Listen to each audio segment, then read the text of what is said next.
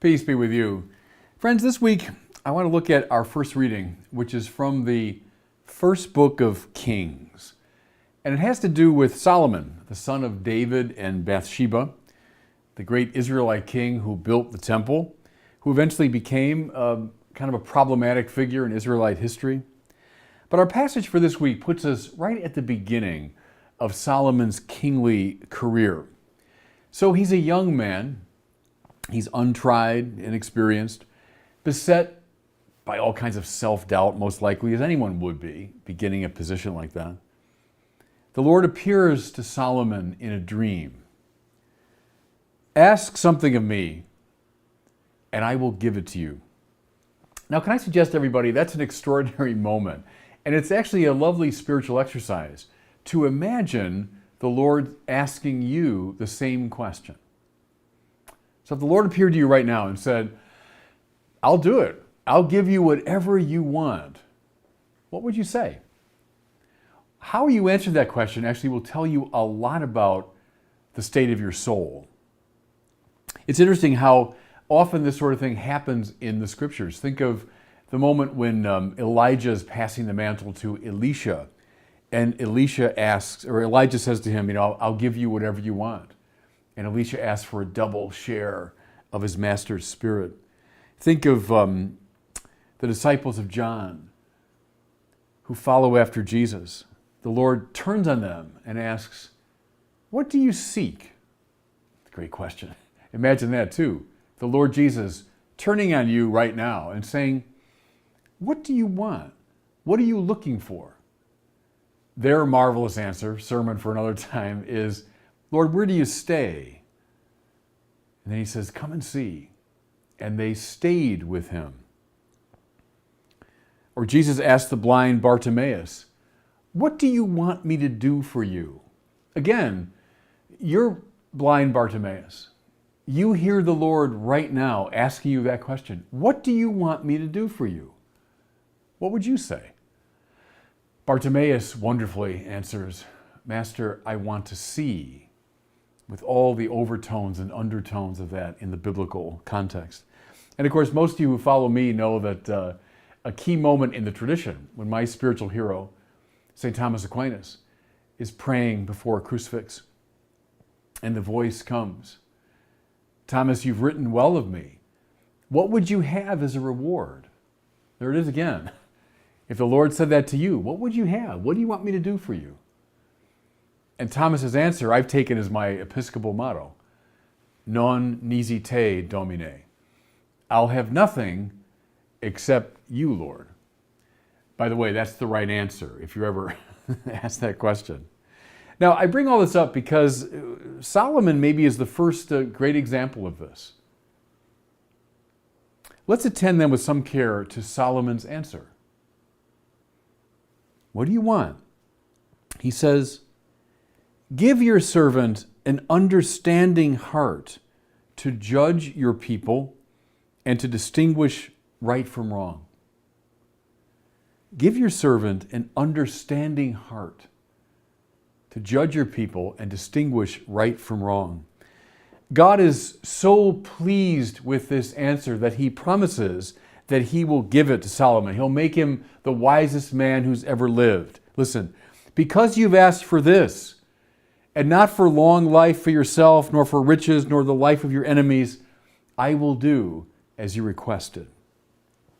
Keep in mind, everybody, this. Whenever God is pleased with us in the scriptures, don't see that in a kind of mythological way, as though now God is getting something he really needs out of us. God needs nothing. We have nothing that God requires. What pleases God is always what brings us to deeper life. Make that an interpretive key whenever you read the scriptures. What pleases God is what makes us more fully alive. He's happy with Solomon's answer because that's the answer that's going to make Solomon more spiritually alive. That's why he's pleased. So, what's he asking for precisely when he asks for this wise heart? He's asking to see the whole of his life and work from the standpoint of God. Thomas Aquinas says wisdom is the view from the hilltop. That means from the standpoint of the highest cause. So I'm not looking at my life just from my perspective or the perspective of people around me or what the culture expects. Those are all little tiny foothills. When I go up to the top of the highest mountain and I look out, I'm now seeing the world from the perspective of God. That's what wisdom means. And Solomon asks correctly for that. Now see, why is this so important? Because it brings Solomon's whole life online and enables him thereby to judge the whole of his life correctly. With wisdom in his mind and heart, he'll be able to gauge things aright. He'll be able to choose things aright. He'll know, listen now, he'll know what to do with whatever comes his way. Let's say he becomes wealthy, and indeed Solomon was very wealthy. With wisdom, he'll know what to do with that wealth.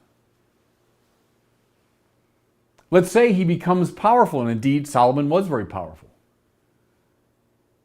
With wisdom, he'll know what to do with that power. He won't abuse it. He won't use it for his own ends. He won't twist it for his own purposes. He'll know how to use it aright. Suppose he conquers his enemies, and for a time he did. He'll know what to do with that victory. He'll know what not to do with that victory. How many kings go off the beam, using their conquest, using their power, precisely for nefarious and selfish ends. The man of wisdom knows what to do with the victory when it comes to him. Suppose he's given length of life. Okay, with wisdom, he'll know what to do with those years that he's been given. He won't squander them. He won't use them for his own destruction. He'll use them for his own enhancement. You see my point? When you've got the view from the hilltop, then you've got a sort of control, a spiritual control over the whole of your life. Now turn it around. Suppose Solomon had said, and boy, the temptation must have been great for this young man.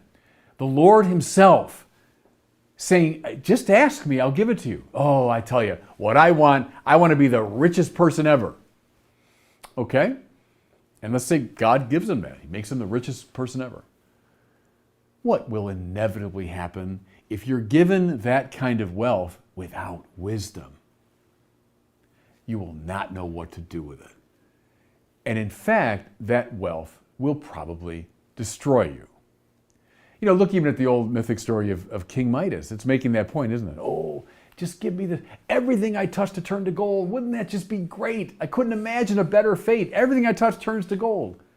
And of course, that includes the very people that he loves the most. Is his wealth turned on him and destroyed him because he had wealth but not wisdom? Suppose young Solomon had said, make me the most powerful person ever. Give me victory over all my enemies. Okay, so God said, I'll do it. What would he do with that power? That power would turn on him. It would devour him. Pleasure, the same thing. Oh Lord, give me all the pleasures in the world. Okay, God does it. You know, all the sensual pleasure you can want. And Solomon had plenty of that, by the way. Without wisdom, it'll turn on you. It'll destroy you in short order. You know, don't we see this play out all the time in our popular culture? How many young, athletes and young actors and pop stars are given all these things? Wealth, yeah, they're richer than Midas. Power, they might have extraordinary cultural influence. Pleasure, all the pleasure they could possibly want. But what happens to these young people? More often than not, those very qualities they so coveted became the source of their own destruction because they received them without wisdom. So I want you to put yourself now in this position. You're Solomon. The Lord is standing right in front of you. What do you want? What do you seek? What's your answer? And you know, I'm saying this to myself too, everybody. I'm preaching to myself. If I'm really spiritually honest, gosh, I can feel it even now. I can feel the temptation. Oh, if the Lord asks, I'd ask for one of these worldly goods. In some ways, that's the whole story of humanity, isn't it? I mean, read the history of kings and queens and emperors and great cultural figures. More often than not, as you read their biographies, you'll come to a point very much like this. When you discover, oh, that's what that person wanted. Like right now, I'm going through a biography of Napoleon. Napoleon, this kind of ambiguous figure. But it's very clear early on what Napoleon wanted was power. Now, he did have wealth and pleasure and other things too, but what he wanted above all, power. What did it do to him? It eventually destroyed him. It consumed him because he had power without wisdom. Now, go up and down the centuries and see story after story. Great figures undone because, in a way, they asked for the wrong thing. So there you are now. You're before the Lord. You're Thomas Aquinas, and you hear coming from the cross that question, what do you want? You're the disciples of John the Baptist. Jesus turns around, looks at you. What do you seek? You're blind Bartimaeus, and we're all blind, aren't we, in our sin? And we hear the voice of Jesus asking, what do you want me to do for you? You know the right answer. You ask for wisdom. You ask to participate in the perspective of God. You know, in some ways those stories of the genie in the bottle come to mind, don't they? So the genie comes out of the bottle. You got 3 wishes. What would you ask for? Can I suggest, and gosh, I know it. I can feel it even now, the temptation to ask for, you know, I want the biggest house. I want to go on the best vacations. I want to be famous. No. You know what you ask for? You got 3 wishes. Ask for faith, hope, and love. Because with those 3 virtues that allow you to participate in the very being of God, you will know what to do with whatever happens to you in your life. And without them, you will not know what to do. And those very things that you sought will turn on you. I think everybody take that to the bank spiritually. It's one of the most basic teachings of the Bible. What do you want? What do you seek? I'll give you whatever you ask. What would you ask for? And God bless you. Thanks so much for watching. If you enjoyed this video, I encourage you to share it and be sure to subscribe to my YouTube channel.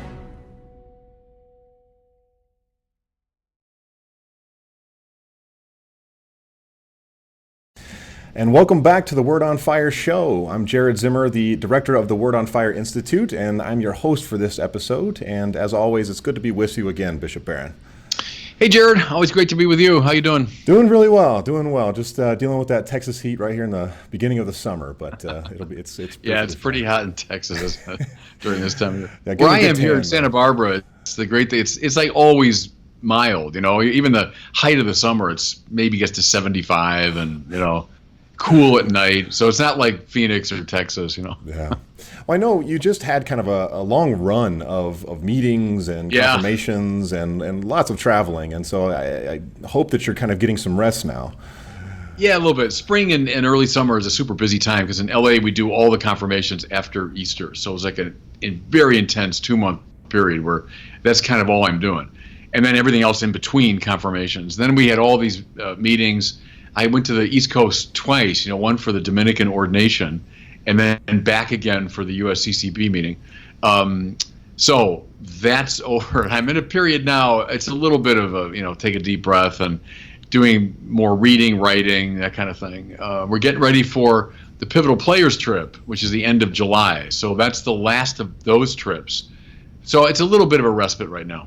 Good. Well, I'm glad to hear you getting on just a little bit of rest between everything. Yeah. Well, this week I thought that today actually we're releasing within the Word on Fire Institute a course by our good friend Dr. Christopher Kazor.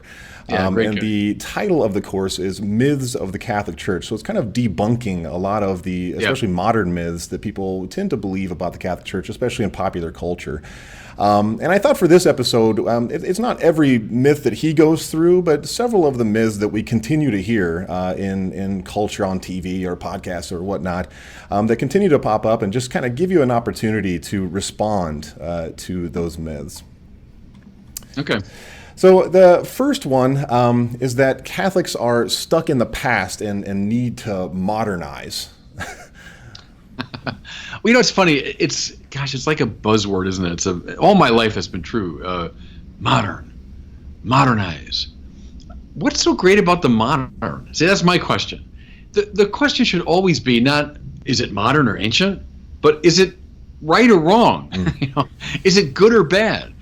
See, a lot of that, Jared's born of scientism, because the sciences do indeed move that way, that the more up-to-date you are, the better the science. So no serious cosmologist is looking back to Aristotle or Ptolemy to figure out how the planets are arranged, right? We've made progress. I mean, no biologist is going to be reading carefully Aristotle's studies of animals.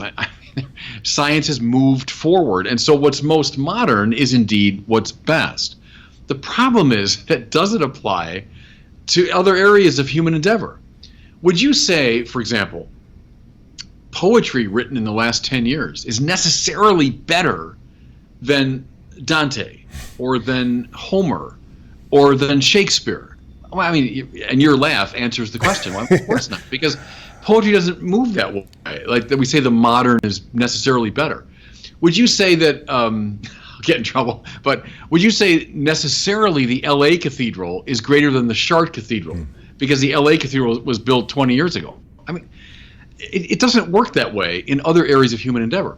Would you say, by the same token, that clearly the philosophy of Wittgenstein is greater than the philosophy of Kant because Wittgenstein is more up to date? I mean, modernizing. What's so great about modernity? Modernity, strictly speaking, names a certain period. It names a style and mode of thinking that came up out of people like Descartes and Kant and others. I call it the Enlightenment style of thinking.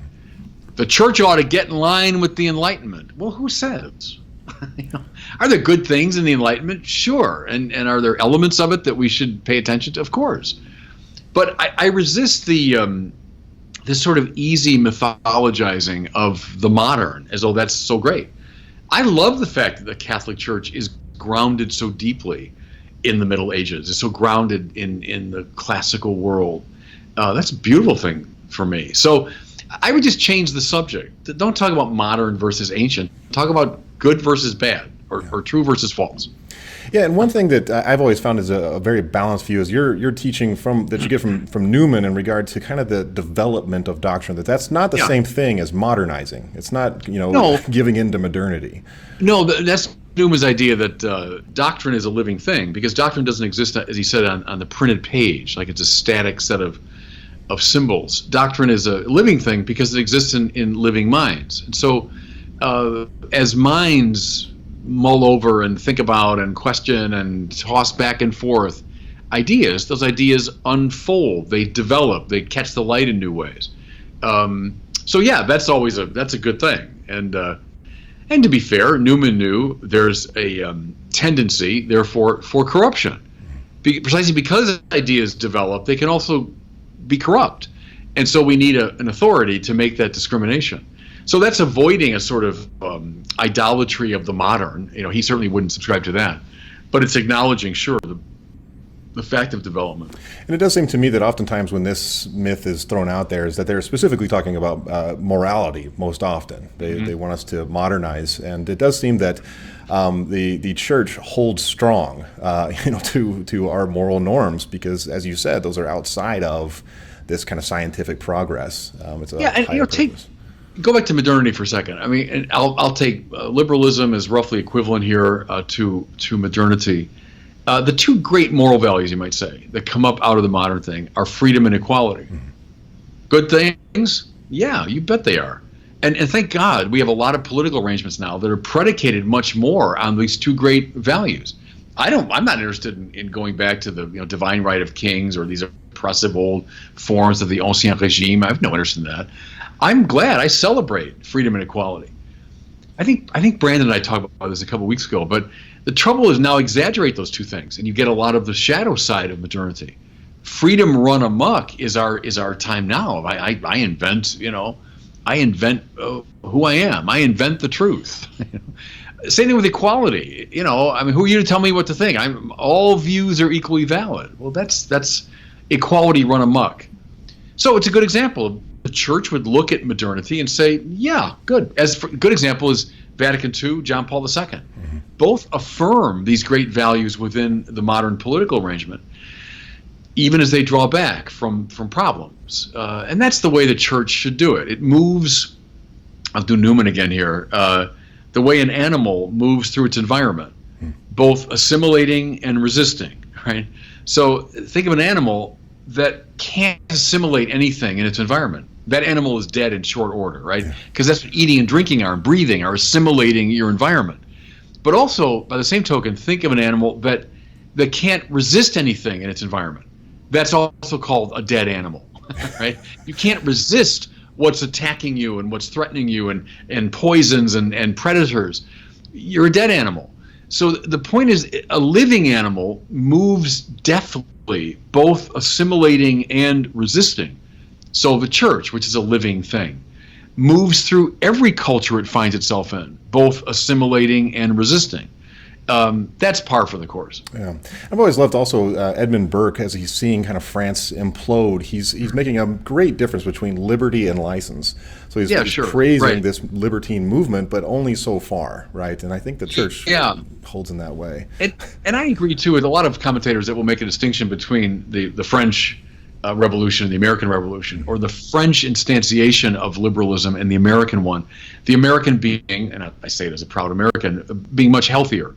It didn't have that fiercely Jacobin, anti-clerical, libertine sort of quality. I mentioned, was it last week with you, Jared, that I'm listening to A Tale of Two Cities, and Dickens is so good at showing, okay, I get where this came from, this revolution. I get the oppression that was going on and the way, poor people were mistreated and all that. But then he also sees, as Edmund Burke did, there were similar figures there, the excesses of it and the horror, the terror, right, the terror from the revolution. So. What's the church's view? Well, the church is assimilating what it can, resisting what it must, as it moves through these various cultural forms. Yeah. Well, the second myth that I want to jump into is that Catholics don't think for themselves. The idea of kind of a blind faith or a blind obedience to hierarchy. What would you say to that? Oh, I'd go back to Hans-Georg Gadamer, the great German philosopher. I had the privilege of hearing him when I was a student at Catholic U many years ago. He was old. He lived to be 100 and some, or 102, I think. But Gadamer came and spoke. But, Gadamer's great contribution, look at his book called Wahrheit und Methode, right? Truth and Method. It was a response to the Enlightenment. He felt that the Enlightenment ran amok in the measure that it wanted to get rid of all prejudice. Like, we just get rid of anything in the received tradition. There's nothing presupposed. You start from scratch, kind of the Cartesian thing, right? Start with the cogito and go from there. Gadamer argued, to my mind, utterly persuasively, that that's a fantasy. That's a myth. Talk about a myth. Because it's impossible ever to move in that way. We all have, ipso facto, just unavoidably, we all have prejudice. He called it Vorurteil, prejudgment. Of course we do. Of course we do. Boy, that guy thinks for himself. Well, nobody thinks utterly for himself. You see what I'm saying? The very fact that you and I are using the English language right now means we're not thinking for ourselves. We were given a form massively influential of the English language that is shaping our capacity to speak.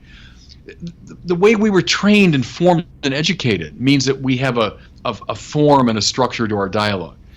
My point here, and this is, I'm just echoing Gadamer, is there's something almost weirdly exaggerated about this freedom of thought and I think for myself.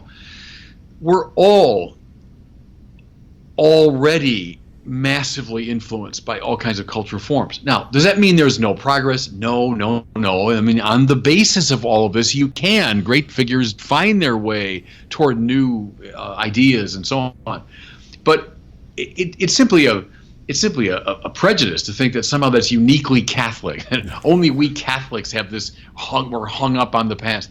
Anyone involved in coherent conversation already has all sorts of prejudices and a relation to authority in place. Again, doesn't mean you can never turn on the authority or you can never question your prejudices. Of course you can.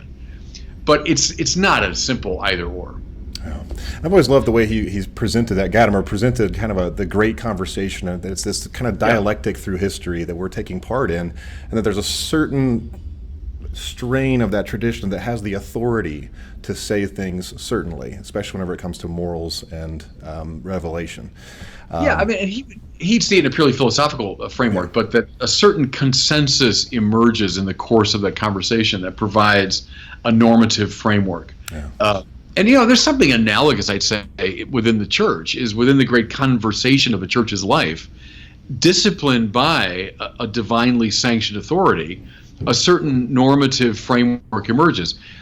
One name for that, by the way, is the creed. So when we recite the creed, now it's a good example, actually, stay with that, because we all recite the creed, the Nicene Creed, that we all adhere to. Does that mean, theology is now over? No more need for theology. We got it. There it is, the creed. No. The creed is like the signposts on the road. It's like saying, no, don't go. No, we can't go past that.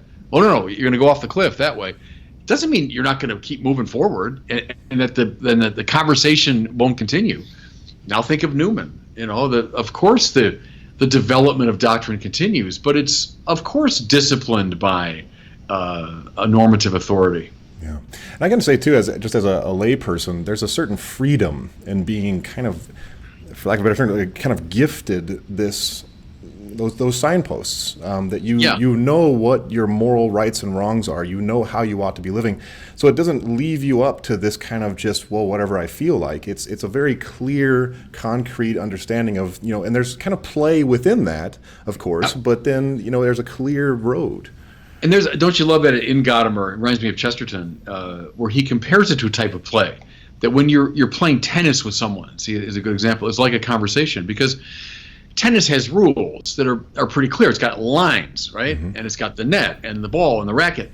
But have you ever seen one tennis match exactly like another? No, each one is different.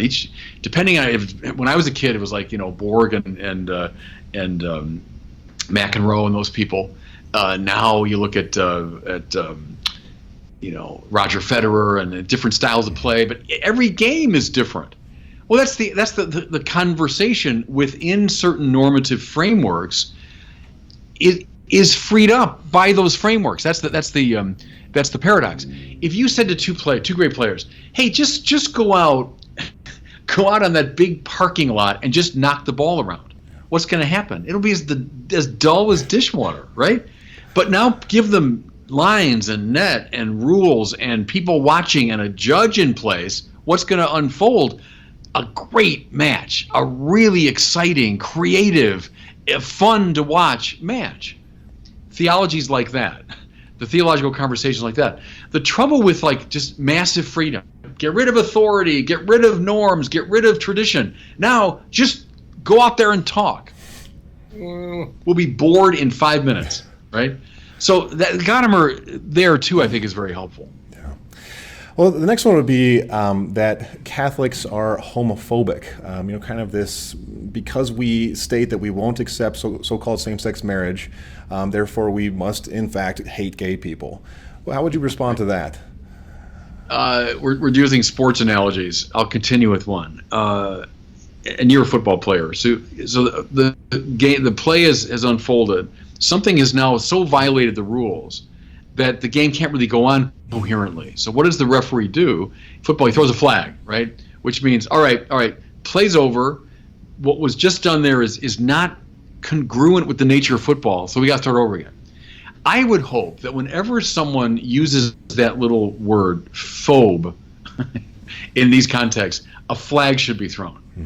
That a penalty has occurred. And here's what I mean. Let's say two people are talking about the issue of homosexuality as a moral issue, and each one is using arguments, one in favor of it as something morally praiseworthy or permissible, another saying morally unacceptable. Fine.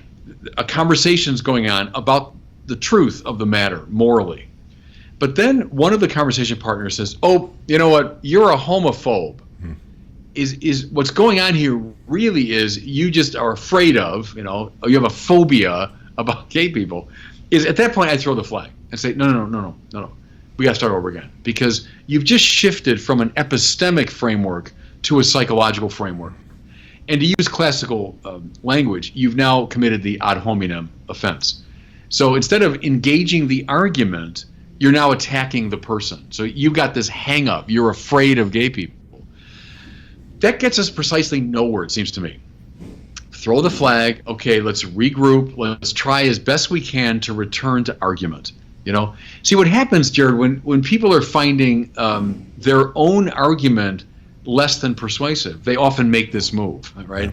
So you must have a problem. That's why you're not accepting my argument. No, I don't find your argument very convincing, and I'll tell you why. That's a healthier dialogue. Now, see, I'm trying to be careful not to say, so if someone is defending the legitimacy of homosexuality, okay, but let's stay at that level. Let's stay at that level of conversation. Don't call someone a homophobe. That's going to get us nowhere.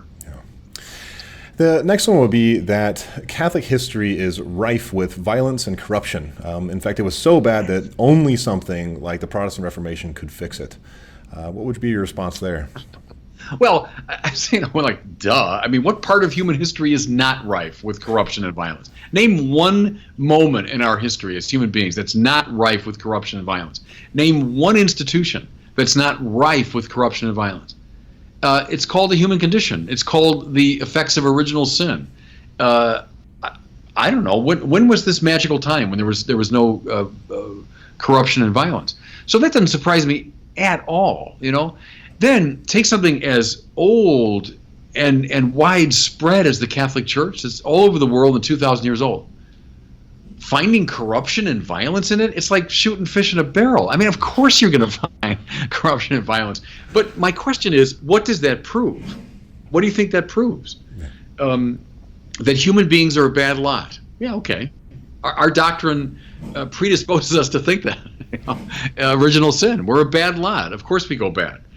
I'm an American. I'm a proud American. Lots of corruption and violence in American history? I mean, you tell me. So what? What does that prove? Does that prove that American ideals are bad? That prove the Declaration of Independence should be ripped up? That proves that Jefferson and Franklin and Madison and Washington were terrible people? No, I mean, come on. I'm for the great ideals of America, even as I acknowledge tremendous corruption and violence within the American framework. Same with my Catholicism. Name your whatever your outrage is. So what do you conclude? That we tear up the Gospels? That we forget about Jesus? That we throw the sacraments out? That we ignore the saints? And then, I'm sorry, I say it with all due respect and apologies to my Protestant friends, but the Protestant Reformation solved the problem of corruption and violence? I mean, hello, take out any history book, as if Protestantism ushered in a golden age of sweetness and light. I mean, give me a break. We human beings are a bad lot. We always have been from the fall on. We will be until the eschaton. And so that proves to me next to nothing.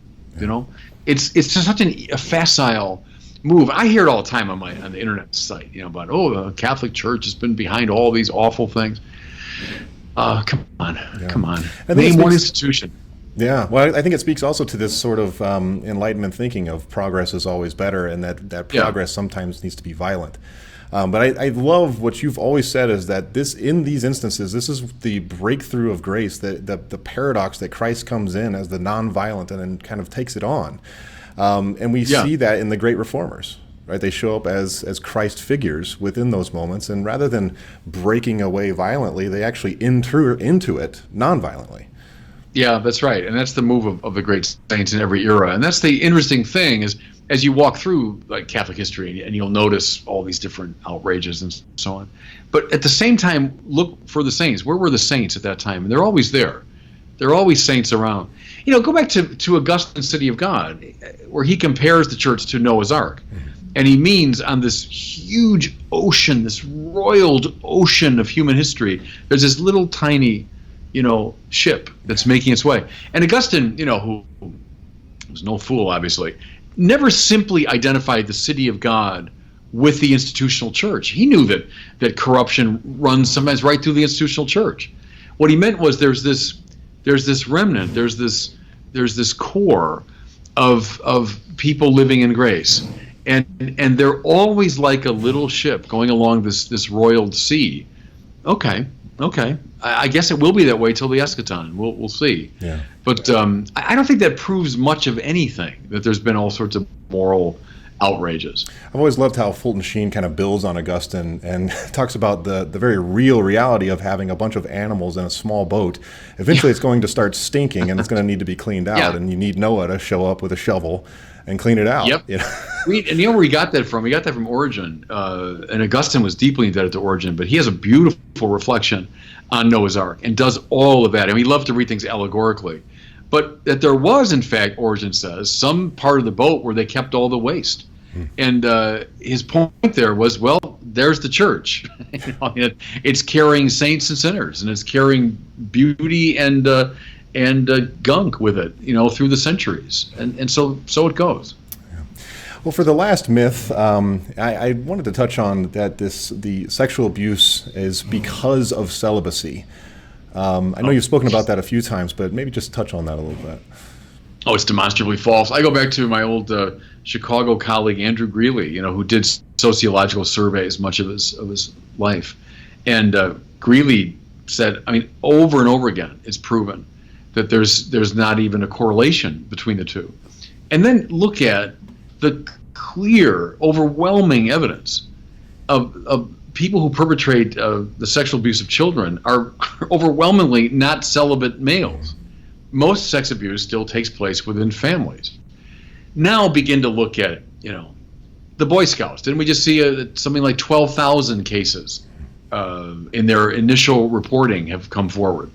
The public schools, don't get me started on the public schools. If you want to see overwhelming numbers of cases, my point there is not to blame or exonerate. It's simply to say it's simplistic in the extreme to think that this is somehow a uniquely Catholic problem or that it's correlated to priestly celibacy. I would correlate it to sociopathic and narcissistic behavior. I think that's where it comes from. Whether that's a father of a family, whether it's a Catholic priest, whether it's a Boy Scout leader, whether it's a sixth grade English teacher, I'd look for narcissists and sociopaths are the ones who give rise to this terrible abuse. It's way too facile and largely informed by a knee-jerk anti-Catholicism to say, oh, there it is, celibate priests, that's why we got this problem. That's simply demonstrably false. And see, it doesn't get us anywhere. As long as we follow all these old facile explanations, we're not going to get anywhere near solving the problem. Find sociopaths and narcissists. Look for them. They're the ones who give rise to this. Yeah. And for any of our listeners who haven't had a chance yet to pick up Bishop Barron's book, be sure to visit wordonfireshow.com/letter, his latest book, Letter to a Suffering Church, where he actually touches on this subject and goes much deeper into the terrible issue of this sex abuse crisis. Well, now it's time for a question from our listener. And this listener asked a question about blessings. Okay. Oh, Your Excellency, I've been following you for years. I pray for you a lot. And I have a question that I don't know why I don't know the answer to yet, but what are blessings really, like ontologically or theologically speaking? I mean, you ask for a blessing and you like to have them, but what are they specifically? What does it mean to have an item blessed? Thank you. Yeah, good. Thank you for that. I'll start. We don't have time to wait for that last observation. When you bless an item, or you bless an object, or you bless a building. So Thomas Aquinas says that to bless is to set something aside for a sacred purpose. So when I bless a rosary, so often when I go out to a parish, people will come up to me and ask for things to be blessed. It's a necklace or a cross or a rosary. Or I'll go as a bishop and bless an altar or bless a church building. I'm, in a formal, ritualized way, setting that object or place or building aside for a sacred purpose. And therefore, there is something ontological about it, for want of a better term. There's something that, if you want, inheres in an object or place so designated and set aside. It's that's that old idea of the sacred is what's separated. Like the sanctuary. In the old days, we had the communion rail and all that, but the idea, or now it's elevated. There's something that sets it aside. It's a sacred or blessed place. Not long ago, I blessed the chalice of one of the guys that will be ordained a priest for LA. I'm setting it aside formally and ritually for a sacred purpose.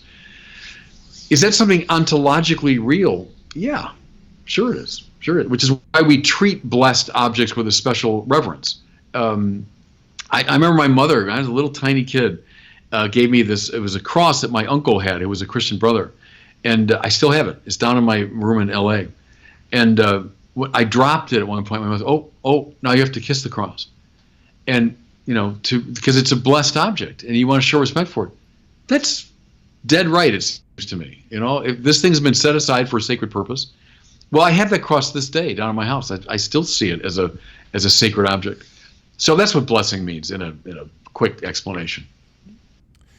All right, well, that does it for us today. And as the director of the Word on Fire Institute, I do want to invite all of our listeners and viewers to check out the Word on Fire Institute. As we mentioned earlier in this episode, today we're actually releasing the first lesson of the kind of topic we talked about today from Dr. Christopher Kazor about the myths of the Catholic Church. And so if you'd like to dive a little bit deeper into this topic and kind of better understand how it is that as evangelists we can speak to many of these myths that we hear in the culture, be sure to visit wordonfire.institute, and you can sign up today. And with your subscription, you also get a free subscription to Word on Fire Digital that includes all of the feature presentations, the topical studies that we've got, everything involved that Bishop Barron has filmed over the years. You get free access to it as a member of the Institute. So again, that's wordonfire.institute.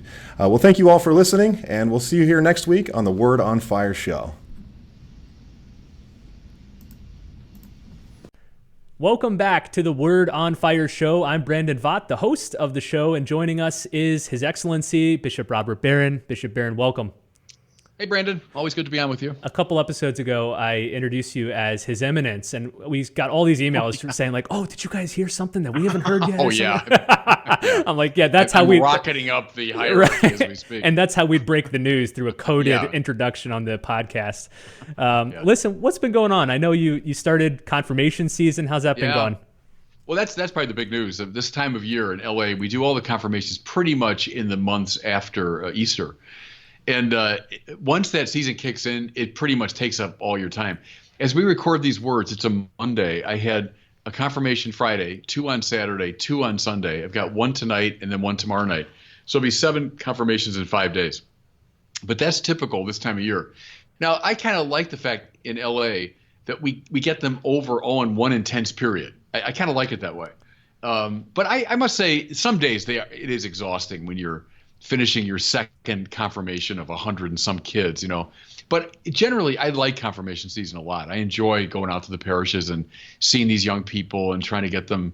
Like tonight, I'm going to go down to the St. Bonaventure Mission in Ventura, which was founded by Junipero Serra. And what I'm going to talk about, I'll do something new tonight about Serra and bringing the faith to this part of the world.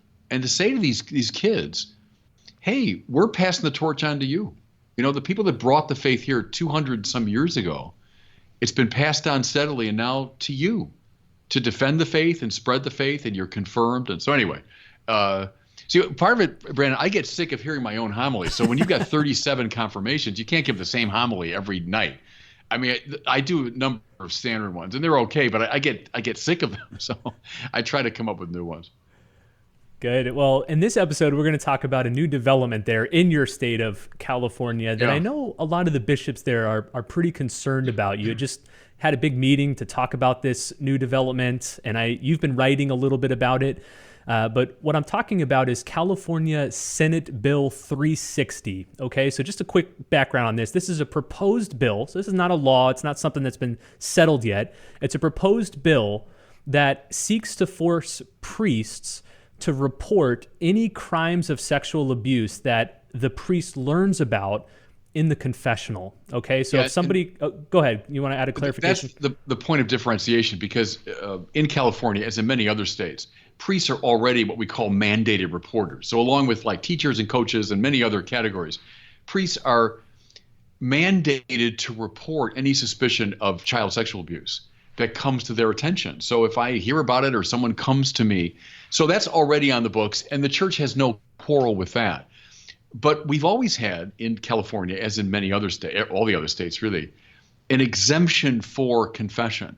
I think in California they call it like a penitential conversation, you know, is exempted from this. Because what's problematic here, Brandon, is if this law passes, now a priest who hears of the sexual abuse of a minor in the confessional will be legally obligated to report it. And that's directly repugnant to the law and practice of the church, which holds to the inviolability of the seal of confession. So that's the point of contention here. Okay, we're going to get to all the implications of this particular law, but first let's talk about confession. I think most Catholics understand the basics. You know, I go in there, I confess my sins, and then the priest in the name of Christ absolves me of all of these sins. But relevant to this particular bill, help us to better understand this sacrament, especially talk about the seal of confession and why that's so important. Well, you know, put it first in a general context, that Catholics are a sacramental people. So the grace of Christ, and Aquinas would say it's because we're not angels. We have both souls and bodies, right? So the soul responds to the kind of the verbal, the intellectual, the conceptual, but the body responds to the physical signs.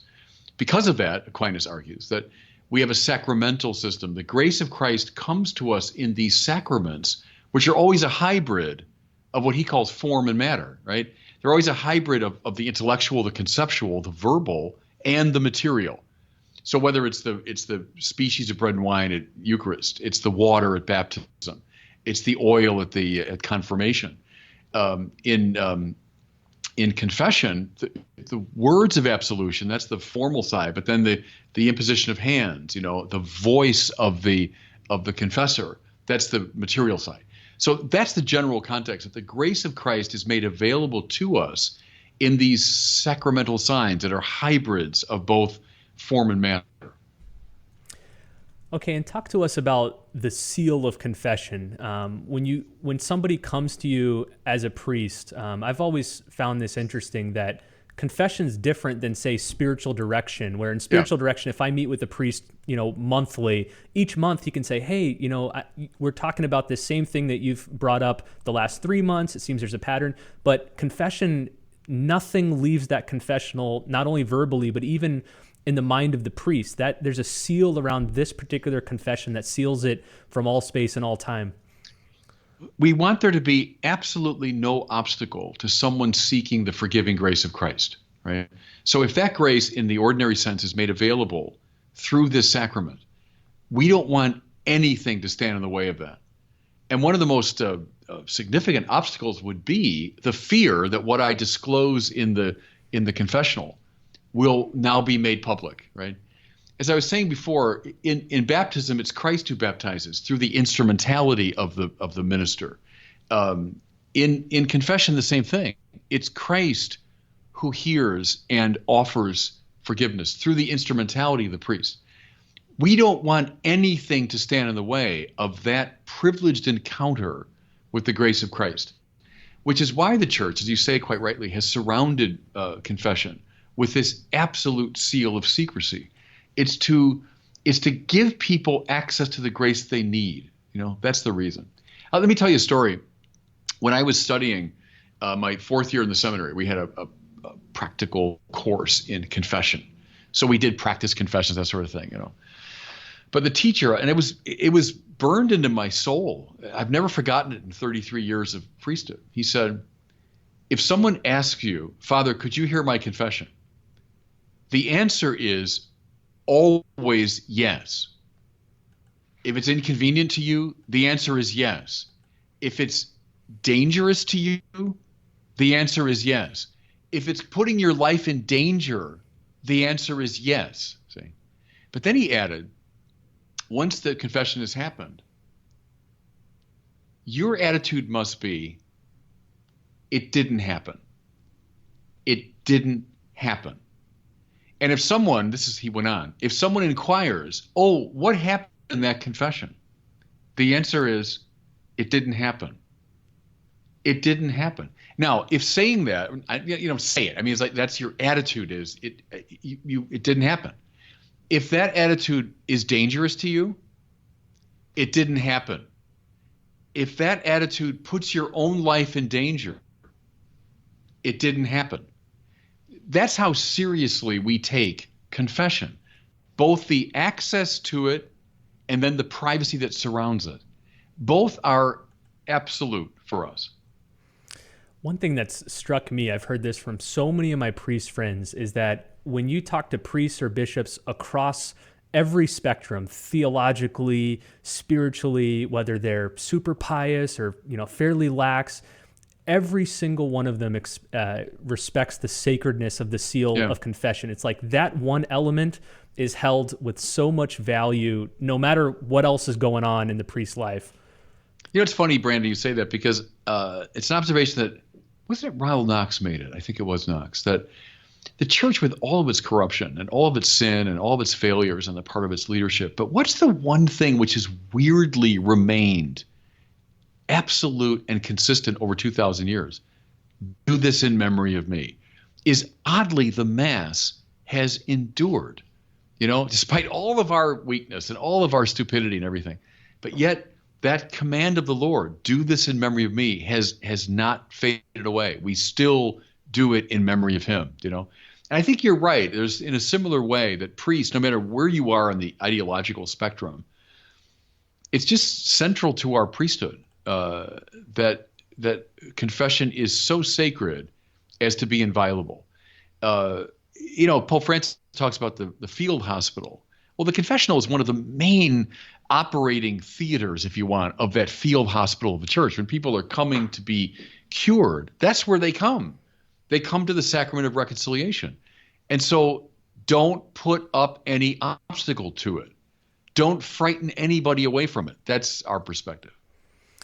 Okay, now let's transition back to this proposed bill. Again, this is California Senate Bill 360. I think it's coming to the floor for discussion there in the California Senate. So not a law, not a done deal. It may not even come to be, but let's talk about its implications if it does pass. So I think there's a lot of Catholics, maybe even in California, who would hear about this and would say, okay, I totally get the sanctity of the seal of confession and all that, but can't we just make an exception for this one particular case of when people either confess that they've abused children or they were abused by someone else? Can we make an exception for that? What do you say to that kind of reasoning? No. No, but I'm serious. That's the right answer, is no. Murder is a terrible thing. Mass murder is even worse. Rape is a terrible thing. Go through the whole gamut of sins. I mean, so once you start down that road of like, well, isn't child abuse terrible? Well, yeah, of course it is. Of course it is. But there's a whole slew of behaviors that are terrible. But I'm not going to say, well, therefore, I'm going to come to the police with what I hear in the confessional. That violates this higher, more sacred justice, which is the reestablishment of a right relationship between Christ and one of his members of his mystical body. So the answer is no.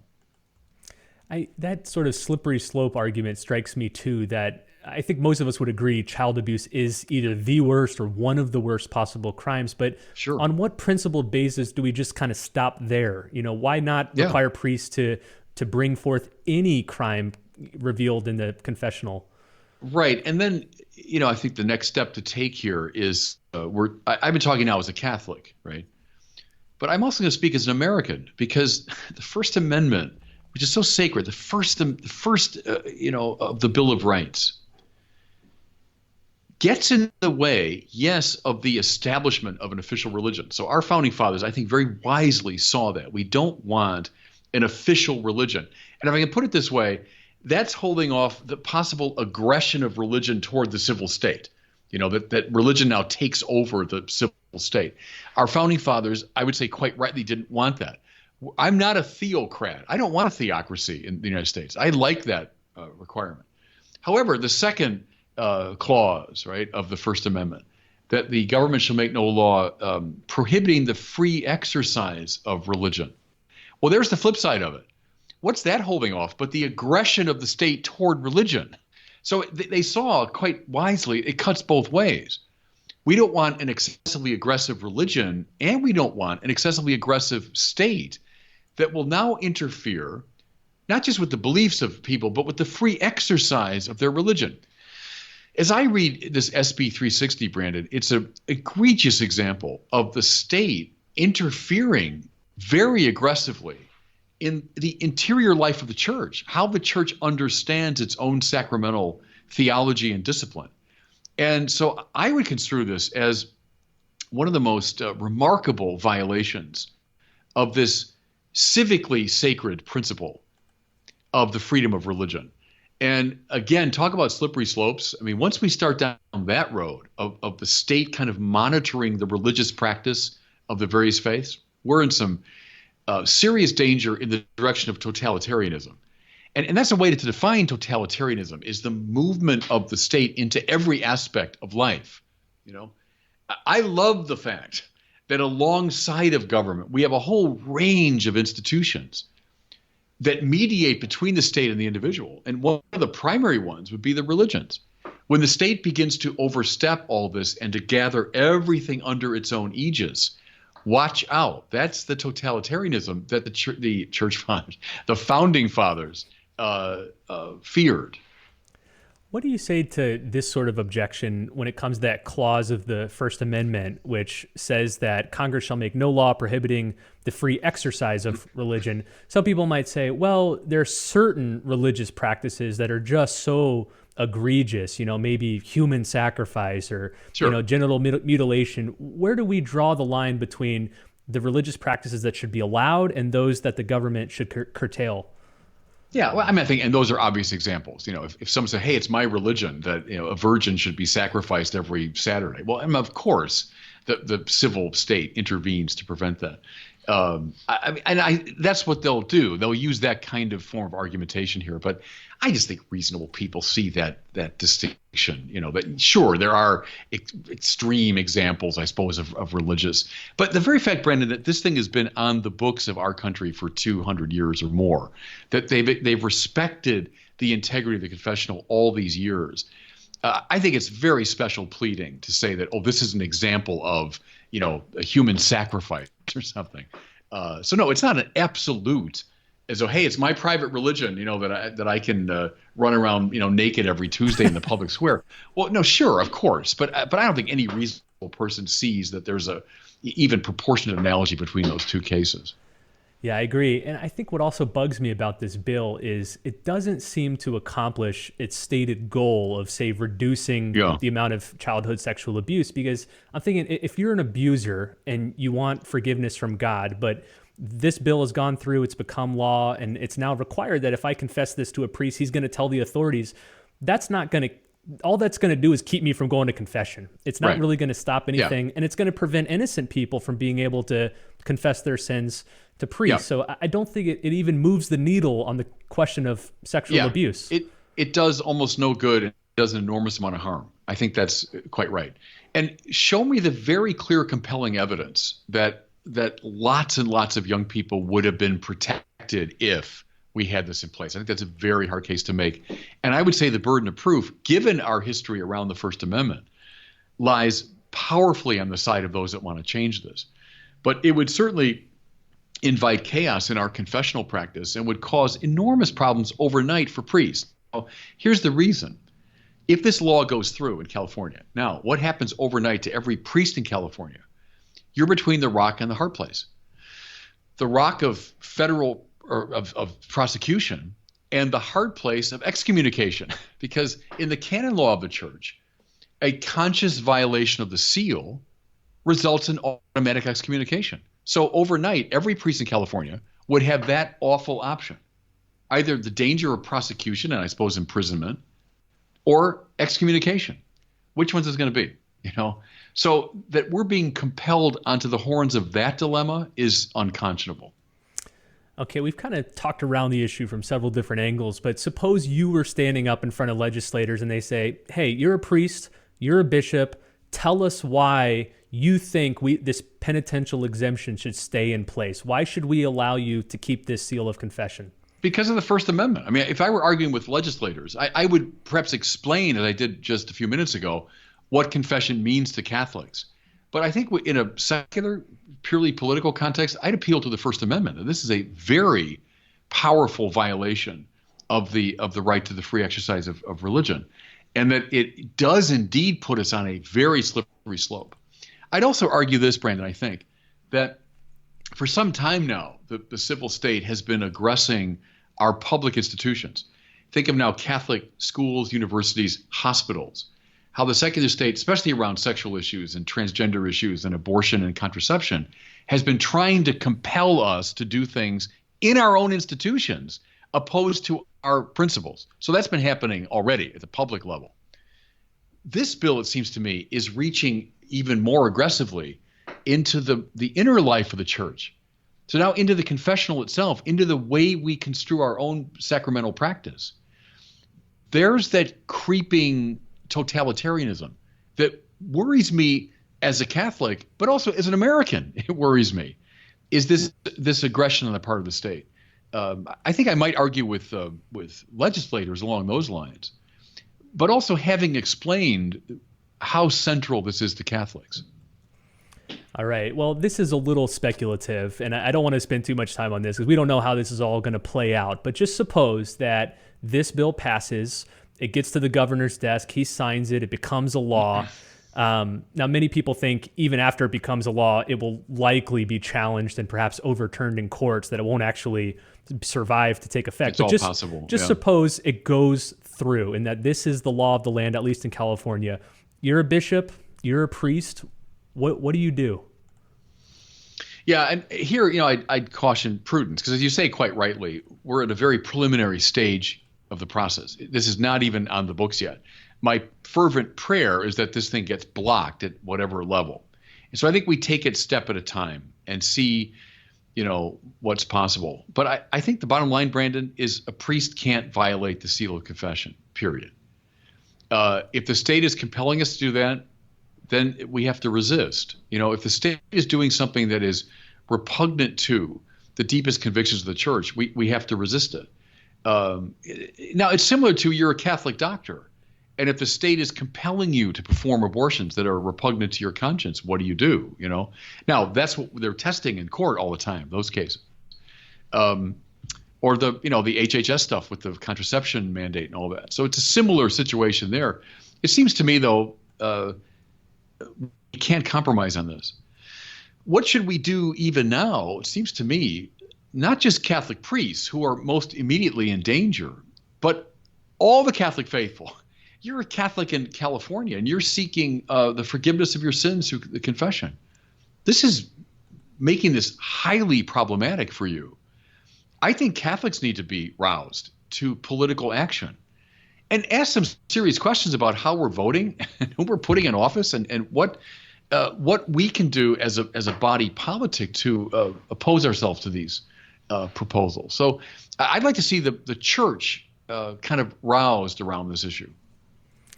Let's close with a quote, a famous quote that your great mentor, Cardinal Francis George, gave a few years before he died. At the time, many people thought this was just dramatic overstatement, but he said, "I expect to die in my bed," which he did. "My successor will die in prison, and his successor will die a martyr in the public square. His successor will pick up the shards of a ruined society and slowly help rebuild civilization, as the church has done so often in human history." Now, I think at the time, people thought it was so unlikely that priests or bishops would ever actually go to prison here in America, but should we read that quote any differently now in light of these sorts of developments? It's a beautifully crafted quote, and it reflects Cardinal George's eloquence. But I can tell you this, Brandon, having sat at the table with him many times, he knew exactly what we're talking about. He saw it coming very prophetically. He saw the aggression, the increasing aggression of the secular state, and he had no illusions about it. He was a proud American, but he saw the shadow side of what's been happening to American democracy the last 50 years. And he did see that there was a collision course between at least the tack being taken by many people in our political situation now and the church. He also had a keen historical sense of how this has happened over and over again in the history of the church. Sometimes the church and the civil society walk, in lockstep. Think of times during the Middle Ages, although not every time in the Middle Ages. Often popes and princes clashed. Sometimes there's tension. Other times there's outright hostility. Think now Thomas More. Think of Maximilian Kolbe. Sometimes the state becomes so aggressive toward the church that the only answer is martyrdom, and hence his example of his second successor dying at the end of a rope.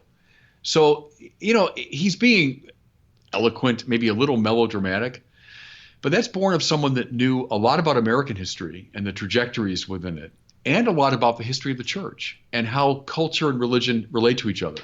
Now, again, I don't want to over dramatize it. I don't. So I'm expecting now priests to be hanged in the public square.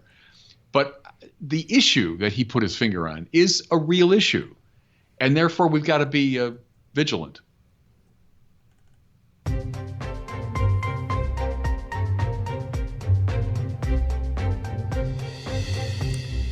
That sound means it's time for our question from one of our listeners. We love hearing from all of you who listen to this show. If you have a question, visit askbishopbarron.com, record your question, and we might choose it for a future episode.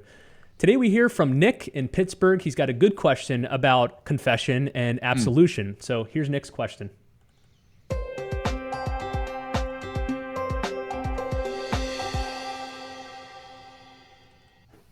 Hi, Bishop Barron. This is Nick from Pittsburgh, and my question pertains to absolution in the sacrament of reconciliation. Is a priest ever permitted to withhold absolution to a penitent during the sacrament? And if so, under what conditions would this be permissible? Thank you, Bishop Barron, and God bless. Yeah, thank you for that question. The answer is yes. Within the confession, we typically ask the penitent to pray some version of the act of contrition. Well, that's not just window dressing. See, that's accomplishing two basic things, because to receive absolution, you have to demonstrate to the satisfaction of the judge, and I'm using that language on purpose, that the confessor, to a degree in the confessional, acts as a judge. You have to make it clear to the judge that you are contrite for the sins you've confessed, and you have a firm purpose of amendment. Otherwise, you're kind of playing around with it.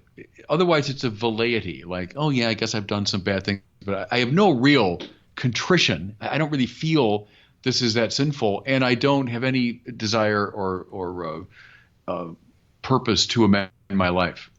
So if those two things are lacking, and if a confessor judges that, sure, he shouldn't give absolution. But that's not. I'm not like over dramatizing something. It's just that's a kind of normal bit of confessional practice, is that you discern, and sometimes you can discern it just in a tone of voice. You discern it in someone's attitude, that they feel contrite over their sin and they have a purpose to amend their life. Otherwise, you shouldn't give absolution. Well, thanks for the question, Bob, Nick, and thanks so much for all of you for listening to this show. I wanted to give a special shout out to a handful of our supporters on Patreon. If you want to help support this show, just go to wordonfireshow.com/patron and join many of these great people, including Matt Jungel, Myra Brown, Melanie Brooks, Olga Ramirez, Paul Kyle, Rosa Kim, Sua and Jenna Coe, Sylvia Jean and Jacques Bergeron, Trish Keller, and Kyle Davis. Sorry if I butchered your name, but thank you so much. Thank you for supporting this show. We are so grateful for you for helping to get this show out to many more people. Also, Brandon, I still need a new chair. This is still that chair. We ordered you one. That's the big announcement. Yeah, so the chair's coming. A lot of people have been asking about that. Yeah, so no, it's still very uncomfortable, this chair. Thanks to all of our patron supporters for the new chair coming from Bishop Barron. Also, don't forget, get your copy of Bishop Barron's new book. We talked about it last week, Letter to a Suffering Church. Pick it up at wordonfireshow.com/letter. Free copy for one or $1 per copy for multiple. Thanks so much for listening. We'll see you next week on the Word on Fire show.